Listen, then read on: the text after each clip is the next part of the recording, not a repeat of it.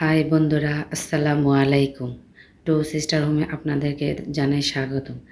আজ আমি দেখাবো কিডনি বিনসের রেসিপি। চাইলে আপনারা এই রমজানে ইফতারিতে রাখতে পারেন। স্বাস্থ্যের জন্য অনেক ভালো, ট্রাই করতে পারেন। অনেকটাই মজা হয়। আশা করি আপনাদের ভালো লাগবে। চলেন শুরু করি।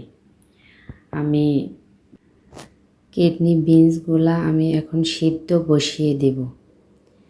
তারপর এখন আমি সাথে আলু কেটে রাখছি, আলুগুলোও সাথে দিয়ে দেব। তাহলে একসাথে সিদ্ধ হয়ে গেল আমার এগুলা।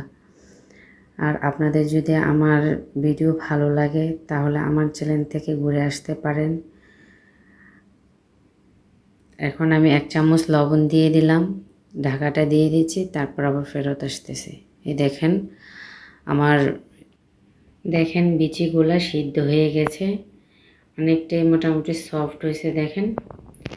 তারপরে এখন আমি একটা কড়াই বসাই দিলাম আর 1 টেবিল চামচের মতন মাখন দিয়েছি। মাখন দিয়ে করলে ভালো হয়, মজা হয়। সয়াবিন তেল দিয়ে করা যায়, কিন্তু চেষ্টা করবেন যে মাখনটা দিয়ে করার জন্য। আর পেঁয়াজ কুচি দিয়ে দিলাম। এখন পেঁয়াজগুলো একটু ভেজে তারপরে দিয়ে আমি অন্য মশলাগুলো দিচ্ছি। তারপর 1 চামচ লবণ দিলাম, পেঁয়াজটা তাড়াতাড়ি একটু ভাজা হয়ে যাবে। কাঁচা মরিচগুলো আমি লম্বা লম্বা করে কেটে দিয়েছি, একটু স্পাইসি হবে, ভাল লাগবে খাইতে। আপনারা স্বাদ অনুযায়ী আপনারা দেবেন কাঁচা মরিচটা। আবার এখানে একটু শুকনা মরিচও গুঁড়া দিয়েছি, সেটা বুঝে তারপরে দেবেন, ঠিক আছে। তারপর 1 চামচ দিয়েছি এই যে চাট মশলা, দিয়ে একটু নাড়াচাড়া দিয়ে নিন, না হয় আবার মশলাটা পুড়ে যাবে। তারপর আমি এখন এই যে বিচিগুলা দিয়ে দেব। এই রমজানে আপনারা এরকম একটা বিচি রেসিপি রাখতে পারেন, স্বাস্থ্যের জন্য অনেক ভালো। রোজা রেখে সারাদিন মনে করেন হেলদি একটা খাবার হলো, আর নতুন খাবার একটা ট্রাই করা হলো, ঠিক আছে। তাহলে দেখেন এই যে আমার বিচিগুলো মোটামুটি অনেক হয়ে গেছে।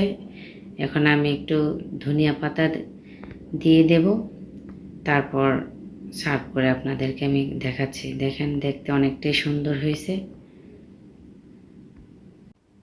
ধনিয়া পাতাটা দিয়ে আমি 1 মিনিটের মতন আরেকটু নাড়াচাড়া দিয়ে নিব, যেন সুন্দর মতো ফ্লেভারটা বিচির সাথে অ্যাড হয়ে যায়।